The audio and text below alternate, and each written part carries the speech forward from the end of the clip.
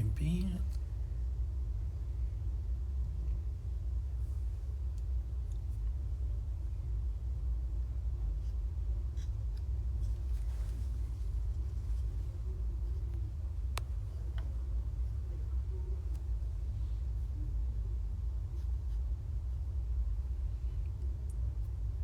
Boa noite a todos, a todas. Vamos aqui fazendo o convite à nossa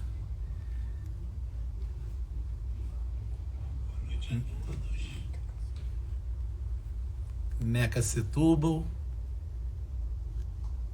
que será a nossa convidada de hoje. Amigos reclamando comigo, entre as muitas tarefas aqui de presidente da ordem. Oi, Neca. Boa noite. Bem? Boa noite. Prazer enorme aqui. Obrigada pelo convite. Eu que te agradeço. Eu estava aqui explicando para quem os amigos que estão entrando. Esse aqui é uma forma que nós criamos nessa pandemia, Neca, de conversar, né? De manter o diálogo. Uma das funções da nossa OAB é ser essa ponte com a sociedade, com as lideranças, com os diferentes setores. E tem sido uma forma muito útil em tempos tão difíceis que a gente não pode usar o nosso auditório aqui, né? O auditório da ordem, que acaba sendo muitas vezes com os diferentes setores. E tem sido uma forma muito útil em tempos tão difíceis que a gente não pode usar o nosso auditório aqui, né? O auditório da ordem, que acaba sendo muitas vezes esse espaço. Então, essa forma virtual virou um canal muito importante. Então, eu agradeço muito o seu convite. Eu quero te dar boas-vindas, né? Dizer para quem está ingressando, aqueles que estão começando a assistir a nossa conversa, que hoje eu tenho o orgulho, a honra de receber aqui no Papo em Ordem a Maria Alice Setúbal. Eu já tomei a liberdade de te chamar de Neca, até o card do evento. Por favor. Chamar de Neca, que é cientista social pela USP, mestre em ciência política e doutor em psicologia pela PUC, presidente do Conselho Consultivo da Fundação TID Setúbal e acionista do Banco Itaú. É também idealizadora do CEMPEC, Centro de Pesquisa que atua na melhoria da educação pública, esse tema tão relevante para todos nós, há mais de 30 anos. Enfim, estamos aqui hoje com uma referência no nosso país em investimento social. Antes de mais nada, obrigado, boa noite. Que bom que você pôde nos dar esse seu tempo. Boa noite. Prazer enorme, como eu falei, como você estava falando, acho que tempos tão difíceis a gente tem que fazer muitos diálogos, né? Muito, muito importante. A primeira pergunta, né, assim, que me ocorre e que eu queria, assim, eu pelo menos de casa, né, trancado como todos nós que pudemos, né, para aqueles que foi possível, né, ficar trancado em casa, não deixa de ser um privilégio também num país de tanta desigualdade. Nós assistimos iniciativas reais de investimento social, de empresas, pessoas físicas. Como você enxerga assim esse movimento da pandemia para esse investimento, para a mobilização? Sei que o Itaú fez uma grande doação logo no início da pandemia, que serviu de modelo. Como você, assim, olhando em retrospectiva, enxerga isso? Olha, Felipe, eu acho que foi um momento muito importante para o campo social, no sentido de que eu acho que a gente, enquanto sociedade brasileira, a pandemia nos fez enxergar as enormes desigualdades sociais, como isso foi amplamente divulgado na mídia, porque, especialmente, você está no Rio, né? Mas São Paulo, a gente vive uma cidade que, se você não enxerga as periferias, porque elas são muito longe dos centros, com exceção de Paraisópolis, né? Então, eu acho que a sociedade brasileira, e de forma geral outras cidades também, a pandemia trouxe todos os dias na mídia, né, as condições precárias que a maior parte da nossa população ainda vive. Então, eu acho que aconteceu isso, que é um fenômeno, desigualdades de séculos, mas que a sociedade precisou enxergar.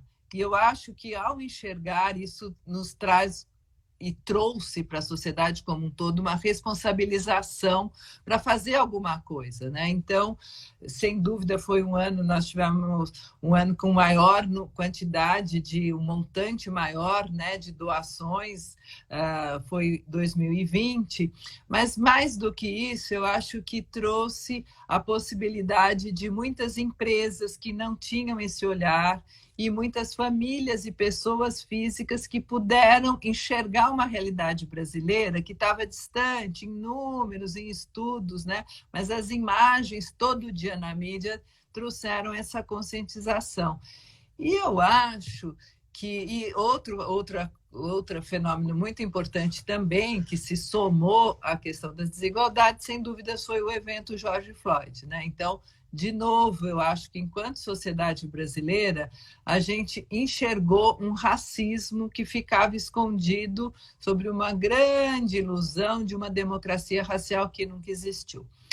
Um mito, né? Então, acho que a gente conseguiu também quebrar esse mito. Claro que é tudo um início, isso é um processo, mas eu vejo isso como fundamental. São duas viradas de chave, das desigualdades e do racismo e das questões raciais, que, no meu entendimento, esses dois pontos vieram para ficar de uma forma contundente. É um processo, no caso, mudou tudo? Não mudou. Mas eu vejo isso como uma possibilidade. Eu vejo a pandemia também, além desses pontos, ela trouxe um olhar mais colaborativo, sabe? Eu acho que uma filantropia mais colaborativa, fundações atuando de uma forma mais conjunta, pelo entendimento, né, num primeiro momento, da emergência da situação do Covid, mas num segundo momento entendendo que os problemas são tão complexos, mais complexos do que a gente imaginava. Então, essa troca entre as próprias fundações, com certeza, traz um melhor formato do conteúdo a ser impactado nos projetos e, claro, que uma quantidade maior de recursos, o impacto é maior. E só mais um ponto, ainda nessa sua primeira colocação, que eu acho que é importante, que a pandemia descortinou, que foram as lideranças periféricas, né, e as lideranças negras, né, que eram invisibilizadas pela maior parte da mídia, da sociedade, das empresas, mesmo das fundações, né, do investimento social privado.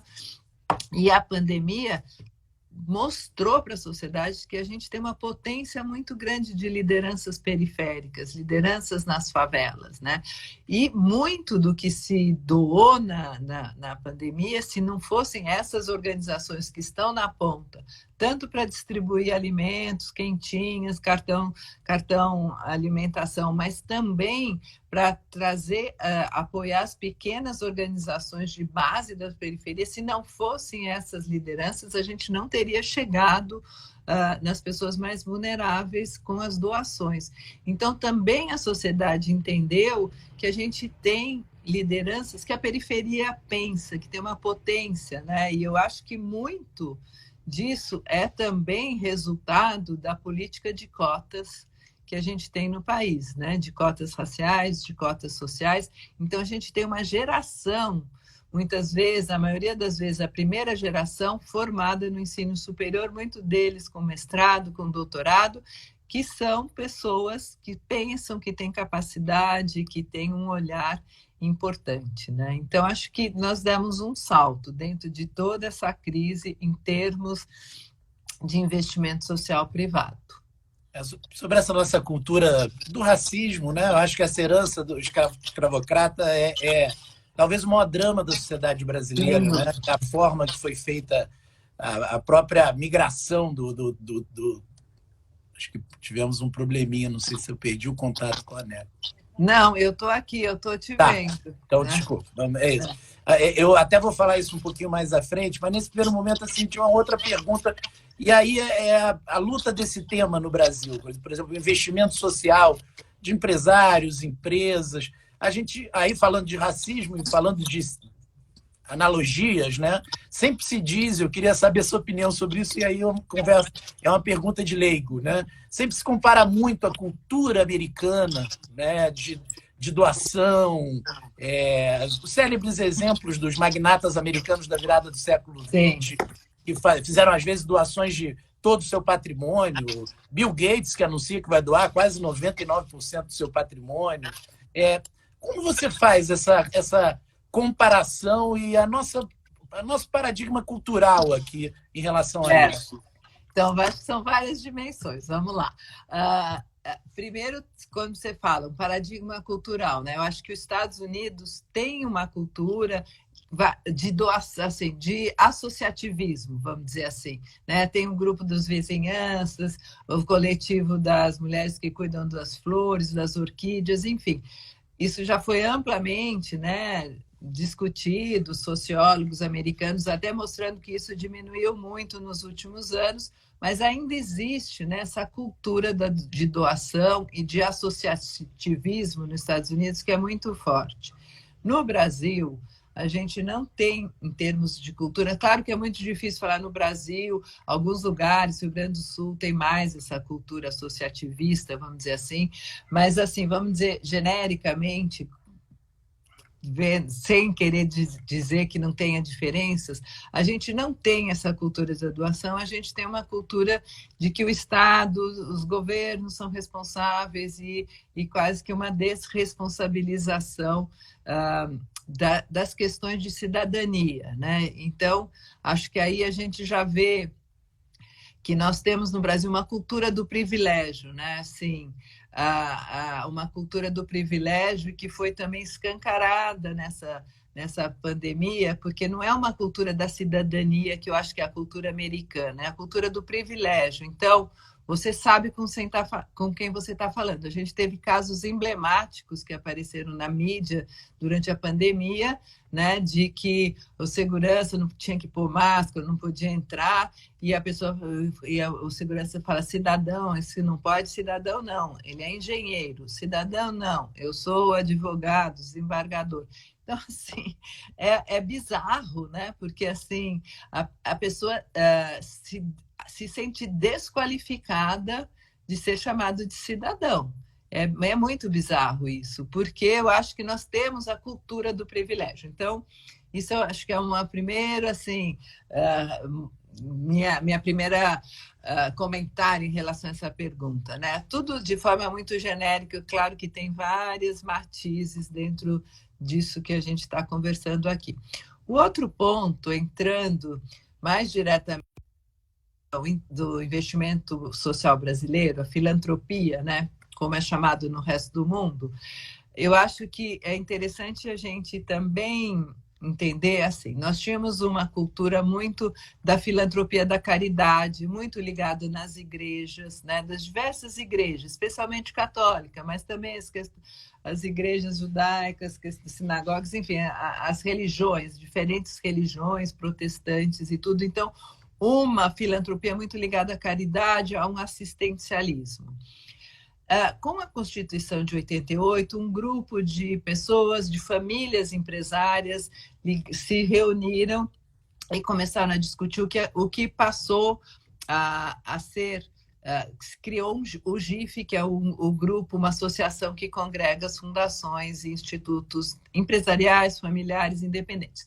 Para se contrapor a essa visão muito de caridade assistencialista, esse grupo cunhou esse termo investimento social privado, que é diferente. Alguns países, acho que a Colômbia, outro na América Latina, mas é diferente do resto do mundo, onde toda essa área está dentro do guarda-chuva filantropia. Mas no Brasil teve essa característica por essa condição de se diferenciar de uma visão assistencialista e porque essas pessoas eram muito ligadas a famílias empresariais. Então, investimento social privado. Então, vem daí esse nome. Nos Estados Unidos, essa cultura de doação, de vizinhança, de associativismo é muito mais forte. E lá tem uma questão que também é muito importante ser diferenciada. Você tem a possibilidade, uma família muito rica, milionária, bilionária, ela pode criar a sua fundação como um incentivo de imposto de renda, ou seja, em vez de pagar esse montante de imposto de renda, ela tem esse incentivo para criar a sua fundação. Então, é muito diferente a situação brasileira, onde você não tem isso, mas também, eu também falo, os Estados Unidos têm um imposto de renda maior do que o nosso, né? Varia um pouco de estado para estado, mas no geral a alíquota é maior, embora o Trump tenha diminuído, mas acho que o Biden já aumentou de novo. Então a alíquota é maior do imposto de renda do que nós aqui. Então, eles têm esse incentivo porque eles têm uma alíquota maior do imposto de renda, né? Então, é muito diferente as situações. Agora, eu acho, então não dá, eu acho que eu sempre falo, olha, não dá para comparar. E também só acrescentando que mesmo esse modelo hoje tem um grupo, um certo eixo da sociedade, um certo nicho da sociedade americana que tem criticado muito este modelo de incentivo. No seguinte sentido, também simplificando um pouco, que é, olha, será que um Bill Gates ou um qualquer outro, sozinho, ele tem melhores condições de resolver o que é melhor para os Estados Unidos ou para o mundo do que um Estado? Sabe? Então, é uma questão que está sendo muito colocado, um Soros, enfim, qualquer outro, né? Estou citando os mais famosos. Mas será que é certo isso? Né? Ele tem mais condição? Esse recurso tem maior eficácia para construir uma sociedade mais equitativa, do bem comum, que é o que estamos falando de filantropia com as suas diferenças, do que uma política pública. Então, esse debate está colocado também nos Estados Unidos, tá? Mas, enfim, só voltando, desculpe que eu viajei muito na resposta, mas só voltando para o Brasil e a sua fala, né? Eu acho que todos esses novos setores, essas novas famílias, empresas que passaram a doar, que enxergaram as desigualdades, que se conscientizaram, eu acho que a gente, enquanto sociedade, tem uma ampliação de consciência, sabe? Isso eu acho que é importante, é um passo. Então, eu acredito que essas doações não vão ser no mesmo nível, não vai ser igual, mas eu acredito que isso já entrou na sociedade brasileira, sabe? Agora, você falou uma coisa interessantíssima. Na sua primeira pergunta, na sua primeira resposta, verificou assim, a rede de legitimidade das lideranças dessas comunidades foi muito importante. E eu lembrei aqui dos nossos trabalhos de distribuição com o CUFA, com outras, que nos davam a tranquilidade, né, de chegar na ponta, de saber que aquilo estava chegando na ponta. E aí, nessa última resposta, você falou dessa questão do investimento público. É engraçado que no Brasil, por ser um país mais carente que os Estados Unidos, é claro, sempre as pessoas veem você não acha que eles olham uma coisa meio dicotômica? Se há um investimento privado, é como se eu tivesse menos necessidade do Estado. Mas cabe ao Estado, você não acha? Um Estado com políticas públicas estruturadas facilita o investimento social? Essa é a minha pergunta para você. Assim. E como você vê isso no Brasil? Não, sem dúvida. Eu acho que todo esse investimento social ele não vem para substituir em nenhum momento o Estado, né? Eu acho que, enfim, tem esse jogo de palavras que eu escutei muito. Estado mínimo é o que a gente já tem nas periferias, né? Então, a gente precisa de um Estado forte. E o fato de você ampliar o campo do investimento social privado, ampliar e fazer campanhas para uma maior doação de fundações, de empresas, tudo isso é complementar e deve estar articulado com as políticas públicas, né? Em nenhum momento substitui as políticas públicas. Eu acho que o campo do investimento social privado, ele tem algumas possibilidades que as políticas públicas não têm, e daí ele pode contribuir, né? Tem maior flexibilidade, menos burocracia, maior capilaridade, né? Pode, vamos pôr entre aspas, errar mais, porque pode experimentar, fazer projetos pilotos, voltar. Então, tem uma muito maior... pode inovar mais. Então, muito do que as políticas públicas podem e devem estar agora nessa reconstrução do país, esperamos, depois de 22, deve olhar para, né, as políticas públicas, olhar e dialogar com essas, com projetos inovadores, com questões que podem estar trazendo uma articulação muito maior para as políticas públicas. Então, você vê a educação é um tema que já tem muita articulação das fundações com municípios, com estados, e isso é muito importante, porque traz essa articulação, traz um impacto maior.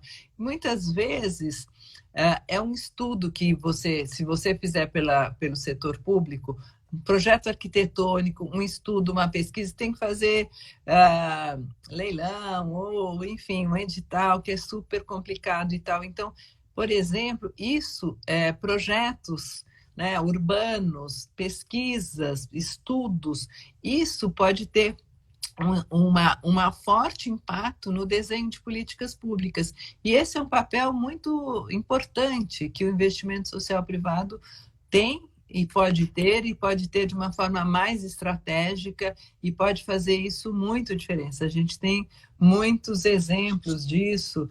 E outro papel que eu acho que é importante, e para articular, e no campo social articulado com as políticas públicas, é uma advocacy, né? Hoje a gente tem,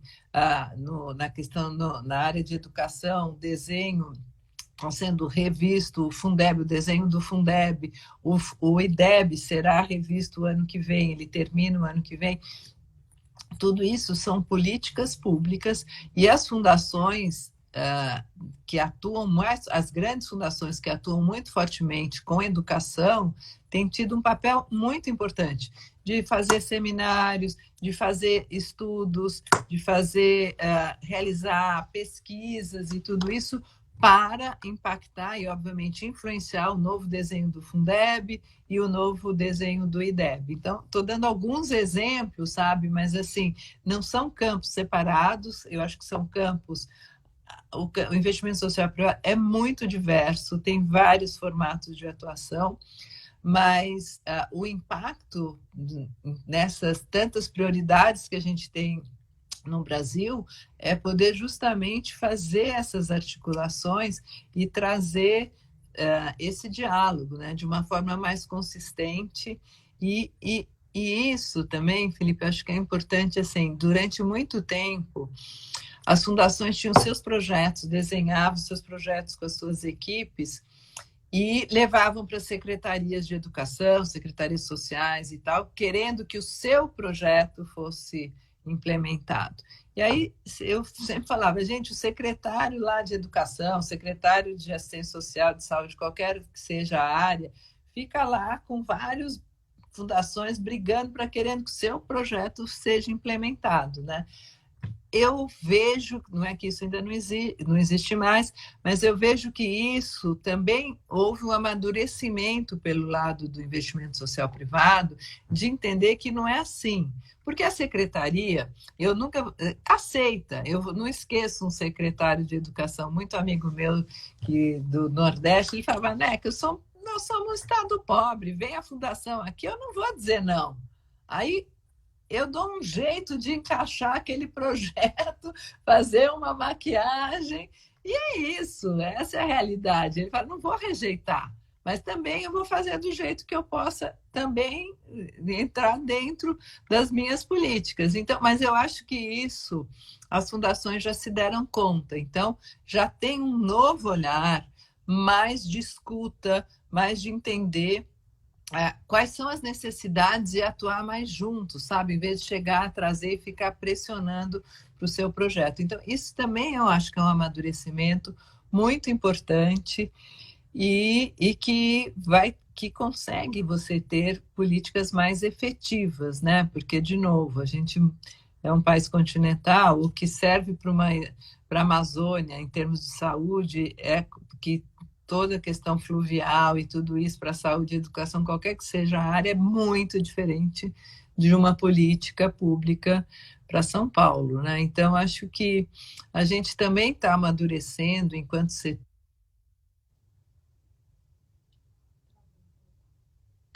E outra coisa também que eu acho importante, como o setor fundacional, né, as fundações, institutos, têm muito mais agilidade, a morosidade.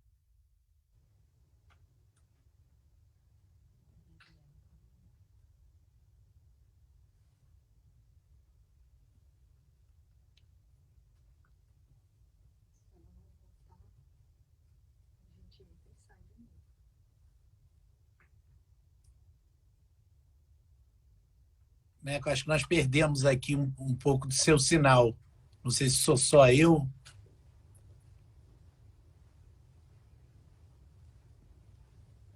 Por favor. Estamos aqui conversando com a Neca Setúbal, uma conversa interessantíssima sobre investimento social no Brasil. Ela que comanda uma das maiores fundações de investimento social no país. Você manda um convite de novo.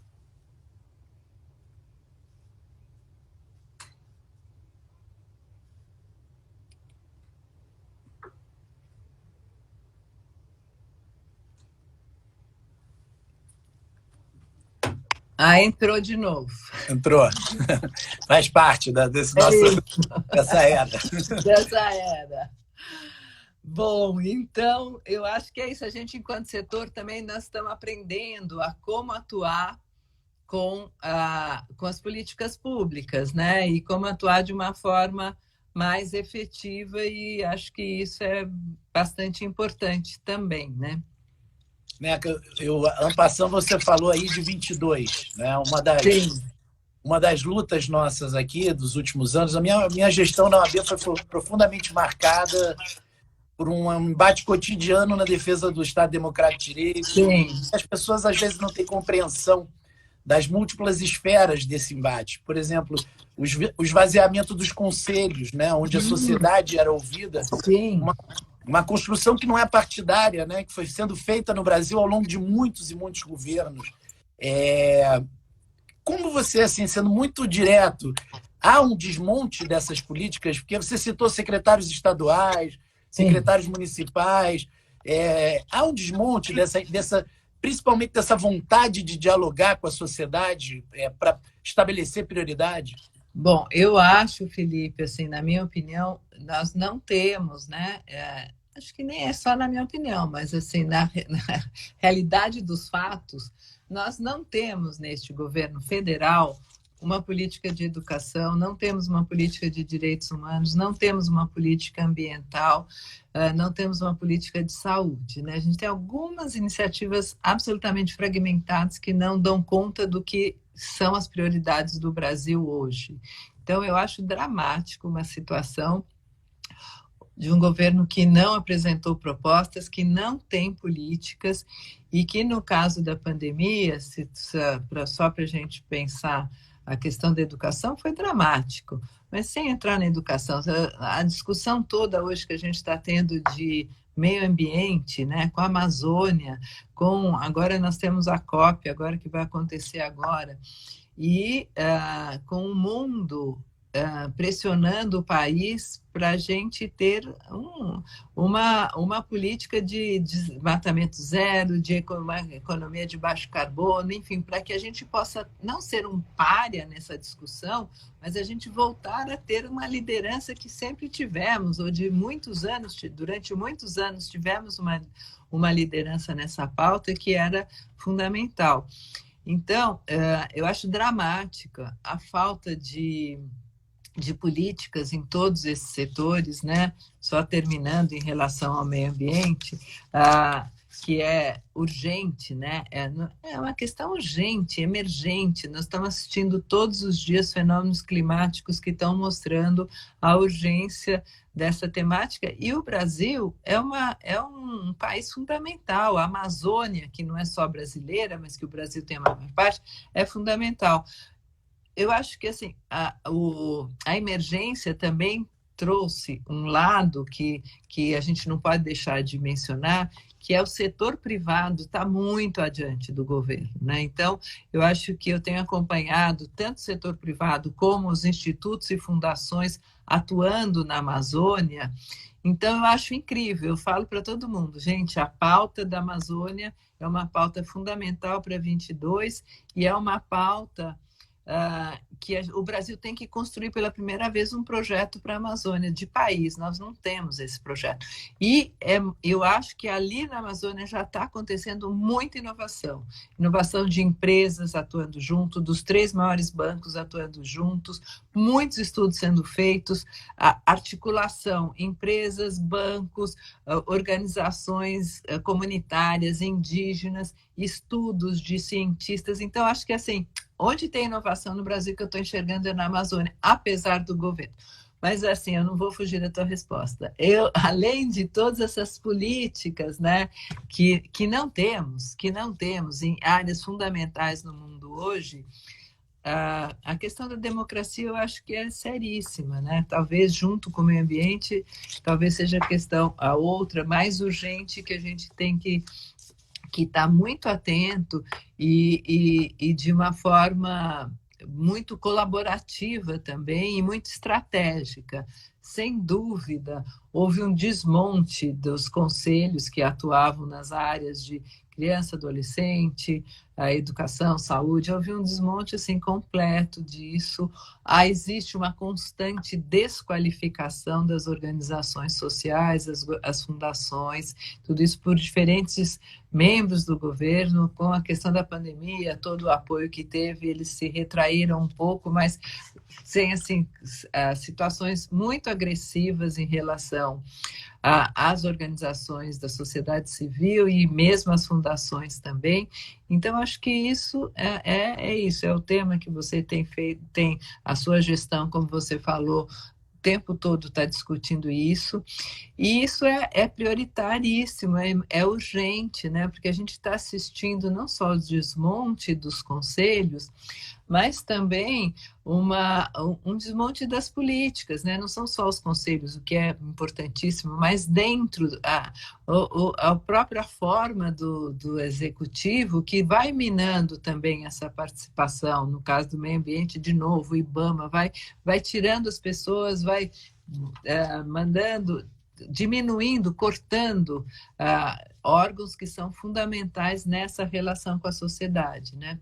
Aí, de novo, trazendo para o investimento social privado, eu acho que foi um tema que o campo, né, o GIF, trouxe isso muito fortemente, a questão da a Fundação Tite Setúbal, mas várias outras fundações, a gente tem um programa de democracia e cidadania ativa e a gente tem apoios a vários projetos de comunicação.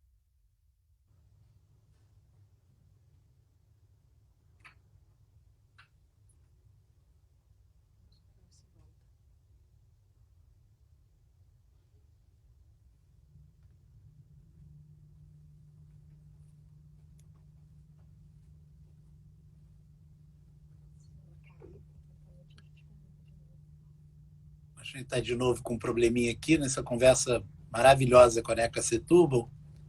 Acho que de novo tivemos um probleminha vamos fazer o convite de novo.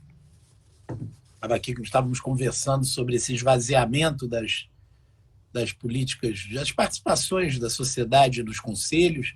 Eu lembro a todos os advogados que estão acompanhando que a Ordem dos Advogados recorreu ao Supremo inúmeras vezes em ações contra esse esvaziamento da participação da sociedade civil.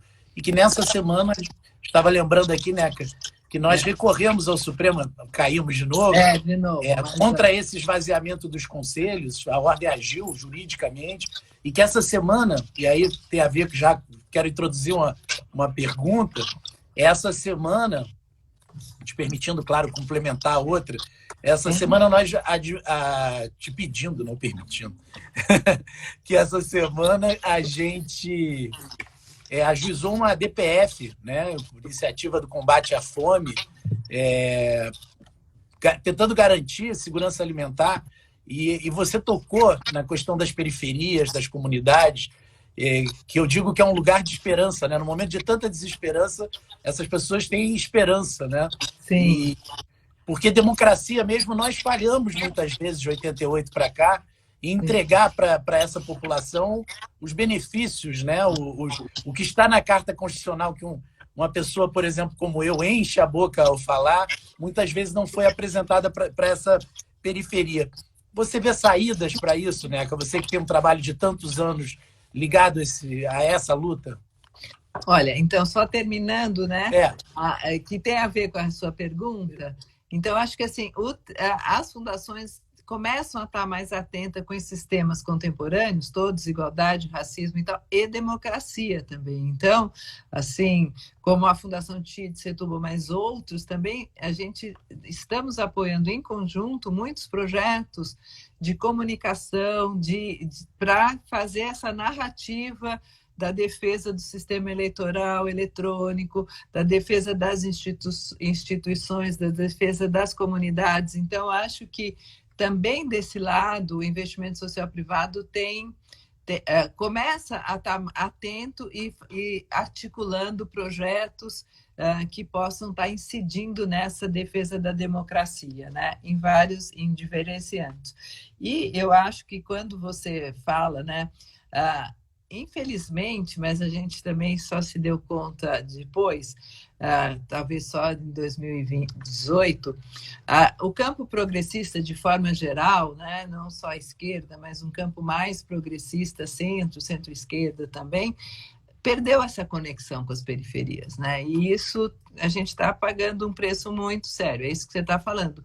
Muito do que avançamos em termos de democracia não chegou nas periferias, né? Não chegou nas favelas. Então, é isso. Acho que a Coalizão Negra por Direitos, né, eles falam com o racismo não há democracia. Então, eu acho que essa e várias, a questão da fome, com certeza, a gente está voltando, retrocedemos muito, né, na questão da fome. Então, eu vejo hoje uma esperança nessas lideranças jovens, negras, que são incríveis, né? E que superam muito toda essa agressividade em relação a eles e toda a situação de vida deles, e estão conseguindo, dia e noite, né, direto, assim, atuando em coletivos, em projetos, às vezes em empresas, enfim. Então, ali eu vejo muita luz, eu vejo muita esperança, mas eu acho que assim, acho que a esperança e a luz e eu acho que essa mudança de chave que a gente falou no começo, né, de olhar desigualdade, racismo e tal, é uma outra mudança de chave, que é que as políticas públicas têm que estar no desenho das políticas, integrar essas lideranças, né? Então, eu acho que não é mais, eu tenho ouvido muito isso, especialmente dos coletivos negros e tal, a gente não quer, em lideranças importantes, a gente não quer mais ser chamado para assinar embaixo de uma política. Não é mais assim. Vocês ainda não entenderam, fala se referindo a partidos, né? A gente quer estar desenhando junto essas políticas. E eu acho que isso faz muita diferença, muita, né? Assim, na minha experiência, né, no meu microcosmo de fundação e tal, você está convivendo com profissionais negros, profissionais de origem periféricas, não só negros, né? Com outras, faz muita diferença no olhar, porque o olhar é outro. Né? O olhar, por mais que estudou, que seja aberto e tal, é um outro olhar. E, especialmente, eu acho que a gente vem de uma tradição, e aí, no caso, mais uma tradição de esquerda, muito universalista, né? Então, você tem esse olhar universal, mas que precisa estar compondo hoje com esse olhar dos diferentes territórios, com esse olhar dos diferentes grupos, né? Grupos negros, grupos indígenas, enfim. Então, eu acho que tem muitas articulações a serem feitas e trazendo essas lideranças no desenho das políticas, porque a gente não pode ter mais, puxa, fulano, olha, que incrível, olha a superação, ele veio da favela, hoje está em Nova York, na Colômbia, não sei o que lá. Temos vários exemplos lindos, mas isso não pode ser de heróis que fizeram essa trajetória incrível, mas assim, num custo emocional, num custo social, tudo. Os depoimentos são incríveis, o racismo que eles sofreram na universidade, ou desqualificação, não só negros, brancos também, que vieram de periferia, que são desqualificados. Então, assim, as políticas têm que olhar e integrá-los, né? E eu acho que é isso. Então, esse passo ainda é mais, né? Eu acho que são vários passos o nível de conscientização também, obviamente, é diferente. Acho que houve uma ampliação geral de conscientização, mas é diferente. Então, qual é o custo de a gente olhar e saber que a gente não somos uma sociedade europeia, não seremos um país europeu, não seremos um país, não seremos os Estados Unidos. Que bom! Seremos o Brasil. Acho que quando a gente se olhar, e seremos o Brasil com a nossa diversidade, com a nossa cultura incrível, incrível, maravilhosa que a gente tem, uma potência com isso, olhar para isso, né, como um grande ativo e como é isso que somos, né? E não seremos, e nunca, e seremos sempre frustrados se quisermos ser europeus. Não somos. Temos também na nossa história, óbvio, Portugal, temos também isso. Mas temos diversos países da África, temos todos os povos indígenas, é isso que somos, né? Então, eu acho que a esperança, a luz, para mim, tá nessa conscientização e nessa possibilidade de trazer essas lideranças no desenho das políticas, sabe? Então, aí não é só partidos de esquerda, que também não trouxeram, sabe? Então, eu acho que é uma mudança para todos, sabe? Para a sociedade como um todo aí. E aí tem muita luz, eu acho que tem. E eu também tenho esperança. Também tenho. Somos dois. Deixa eu te fazer uma pergunta, assim, até porque a gente está chegando perto das 8, mas eu não posso deixar de te perguntar sobre educação. Quer dizer, eu tenho visto na minha profissão, essa pandemia, de certa forma, também acirra o aumento de produtividade de quem já tem clientes, escritórios, e uma dificuldade de quem não tem, de quem faz atividades de meio, que antes fazia já tinha dificuldade de inserção profissional. Na educação, eu tenho visto a mesma coisa. Quer dizer, eu tenho 4 filhos. Uma coisa para um filho meu que está assistindo aula na PUC ter acesso à internet, ter acesso... Né? Os meus que estão na escola estão proliferando pelo país as imagens de crianças que têm que subir em árvore para ter sinal de celular. E a escola pública realmente vivendo as crises agudas que ela vive. Como você, que é uma especialista nisso, vê a questão da educação nesse ponto? Ou seja, tem uma virada, né? E essa virada acaba, mais uma vez, facilitando a concentração e o acesso de quem já tem muito acesso.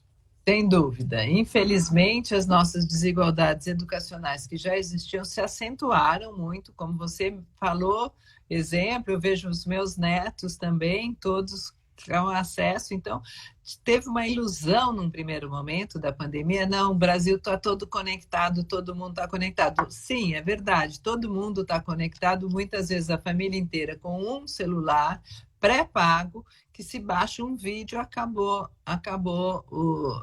não tem mais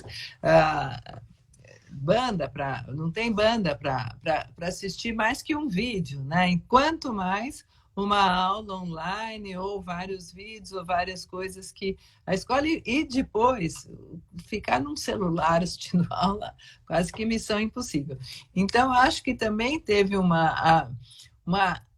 ficamos muito iludidos que o Brasil estava conectado, que é verdade, mas não uma conexão suficiente para trabalhar online, como empreendedores precisam e tal, e muito menos para crianças de periferia e de favelas terem acesso, com raras exceções, logicamente. Então, essa questão da banda larga, nossa, eu assim cansei de falar ao longo da pandemia. Eu falei, gente, nós estamos brincando aqui, essas fundações, fazendo grandes projetos, isso é brincadeira, tudo isso não existe. Uma plataforma não existe, isso daí não está chegando nas crianças de escola pública, que são as crianças de nível econômico melhor da escola pública, ali está chegando. Mas, assim, a maioria não está chegando, não está tendo acesso. Faz pesquisa, teve acesso, entrou um dia. Enfim, se os meus netos já desligavam, ficavam fazendo outra coisa durante a aula online, imagina quem não tem acesso, não tem equipamento, não tem internet boa, não tem nada. Então, assim, eu acho que também as fundações se uniram, tem um projeto de advocacy com a questão de internet, eu não sei te dizer, mas porque eu não estou metida nisso, mas também tem um movimento forte de algumas fundações que se uniram para isso. E, bom, tem um projeto que o Bolsonaro vetou, né?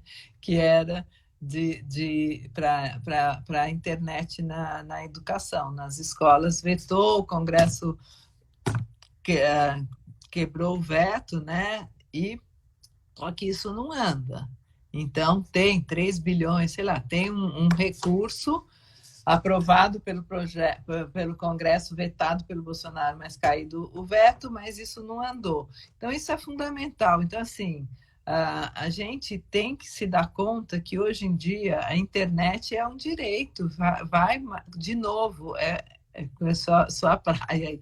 É um direito. Não dá mais para viver sem ter uma banda larga, um Wi-Fi decente e equipamentos. Mas, no caso, equipamentos, eu acho que não é que é o mais fácil, mas é o mais fácil, porque as secretarias, o governo federal, se desistisse, se tivesse política, dá para comprar iPads, dá para comprar equipamentos que possam ser distribuídos. A questão é que precisa ser usado, precisa ter banda para usar, precisa ter recurso para... Enfim, tudo isso que não temos, né? Então, essa é uma questão, mas é uma questão que está sendo discutida.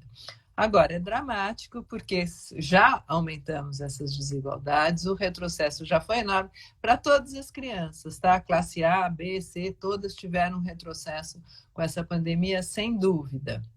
Mas, lógico que o retrocesso é dramático na escola pública, é dramático mesmo.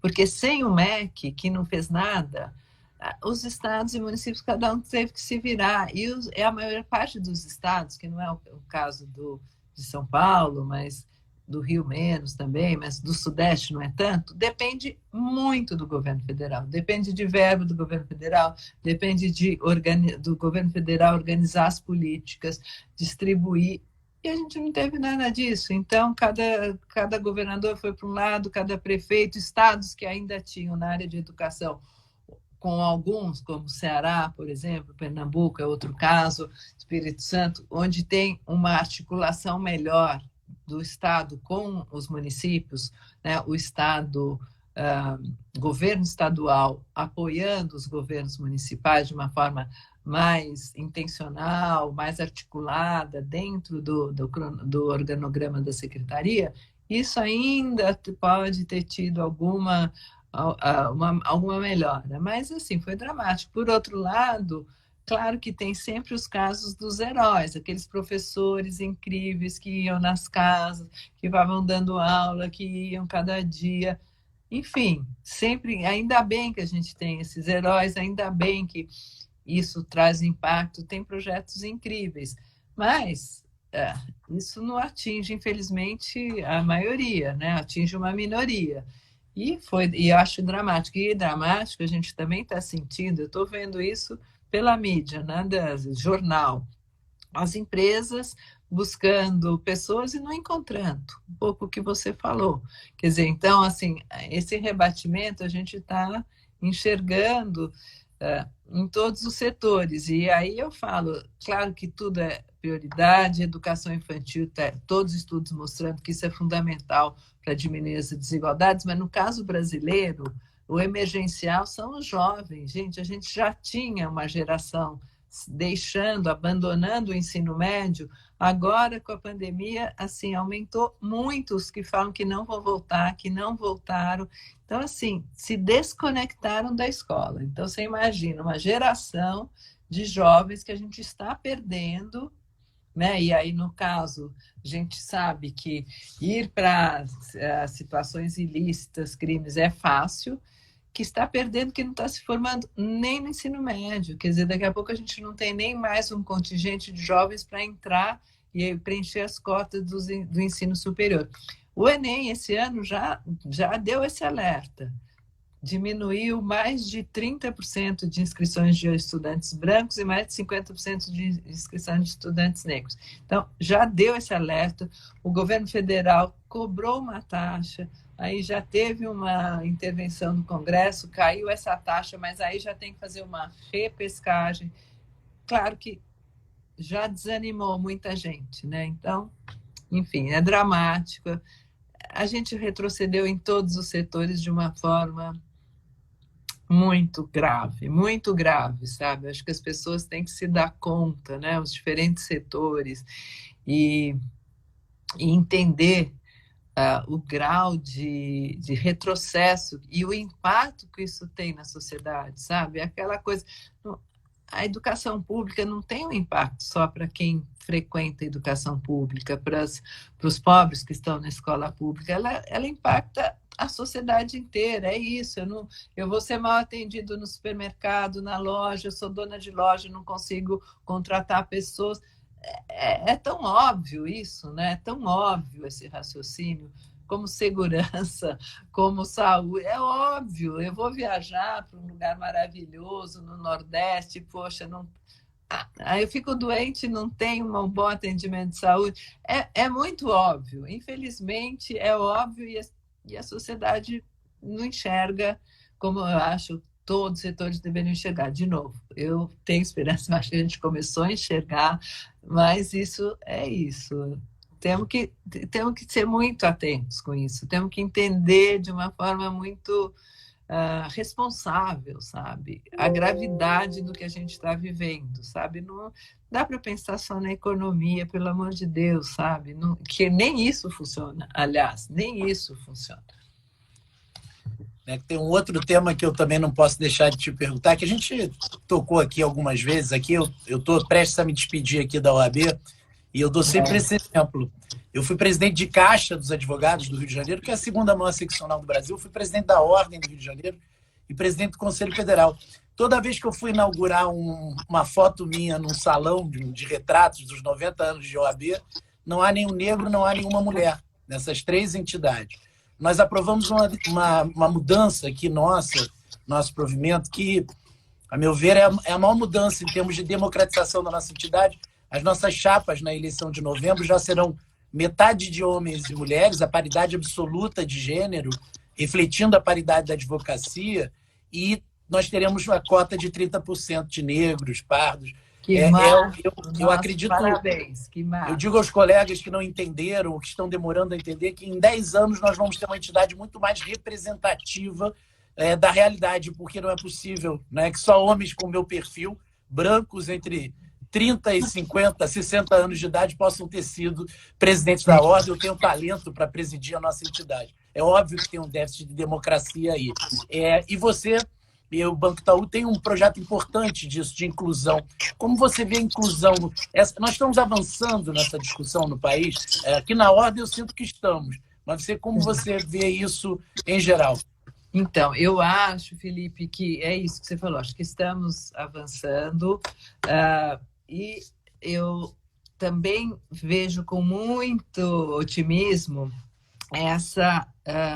as empresas que entrou agora no Brasil com muita força, o fato que as empresas têm que atuar para além do seu lucro, para além de só estabelecer seus colaboradores e tudo isso, e tem um papel social, um papel ambiental e um papel na governança, né? Então, as 3 letrinhas, o ESG, que é uma questão que fora do Brasil já há muitos anos isso vem sendo debatido, mas também na pandemia isso acelerou. E eu vejo isso também com muito otimismo, porque eu acho que é lógico que a gente vai ter empresas que vão fazer isso de uma forma de marketing, que isso não vai ser meio espuma, que não é verdade. Mas eu acho que o fato de que os fundos de investimento, a Bolsa de Valores, tudo isso está pressionando para que as empresas realmente atuem na área ambiental, na área social e na área de governança de uma forma séria, isso vai dar um salto. E nisso, as empresas em geral já estavam mais evoluídas na questão ambiental e de governança, conselhos e tudo isso, mas na questão racial. Então, entrando para o que você está falando, questão de gênero, a questão racial, que seria mais ligada ao S do ISD, eu acho que isso, as empresas estão sendo também pressionadas, também, porque assim, quando você preenche esses formulários dos fundos, isso vai ficando um buraco e isso está sendo, os fundos estão indo atrás para pressionar as empresas nessa direção e a própria sociedade, né? Eu acho que o fato de a gente ter muito as redes sociais, as mídias, pressionam diretamente as empresas, né? Então, é o caso da Magalu, que foi os trainees dos negros, que foi, assim, incrível, teve uma repercussão incrível, e qualquer caso, ou ao contrário, o caso do Carrefour, que também teve, então, e teve enfim, conseguiu um montante de recurso muito grande. Então, eu acho que tudo isso é muito poder. Então, o fato é muito poder, a sociedade está demandando que elas tenham um papel muito maior, social, que elas têm que responder por isso, e mais, fora que empresas como uma Natura, que já atua com isso há muitos anos, isso reverte. Quando a empresa está mais conectada, no caso, com o Brasil, com a cultura brasileira, tem mais colaboradores que refletem a sociedade brasileira, certamente ela vai conseguir ter uma atuação dos seus colaboradores maior, melhor, mais motivado e vai estar mais conectada com as questões brasileiras, começar a desenhar os seus produtos de uma forma mais conectada, a forma como vender, sei lá, cada uma no seu setor, né? Mas o que pode acontecer, que acontece, a Natura é um exemplo disso, é que pode ter mais lucro, inclusive, entendeu? Então, eu acho que é um olhar de que todos ganham. E eu acredito que isso também vai mudar e já está mudando nas empresas.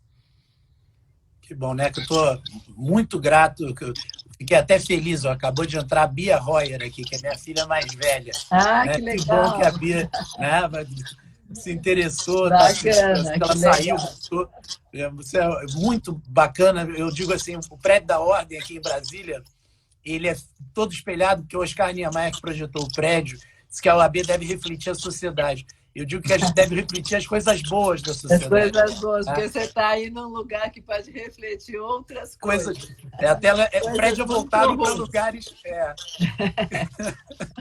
Mas, assim, eu quero me colocar à disposição das lutas do investimento social, quero te agradecer de coração, dizer que a nossa entidade é e sempre será comprometida com uma sociedade mais igualitária, na luta com a desigualdade, porque a história do direito brasileiro é essa, da advocacia brasileira é essa, né? Essa é a beleza da nossa história. Sim, sem dúvida. Então, quero te agradecer demais a generosidade de aceitar o nosso convite, me colocar à disposição e te passar a palavra para a sua despedida.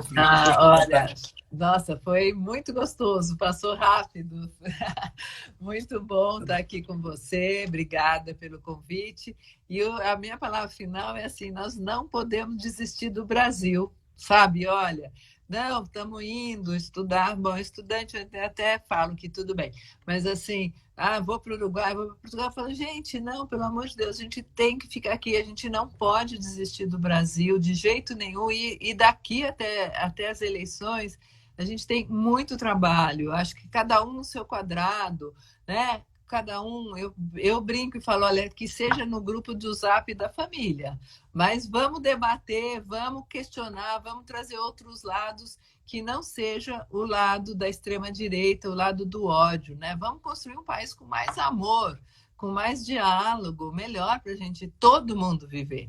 É isso, obrigada, viu? Pela volta da empatia, né, Neco? Pela volta da empatia é o sentimento do povo brasileiro. Exatamente. Obrigada, Felipe. Boa noite, tchau. Um beijo. Beijo, Obrigado. Beijo, tchau.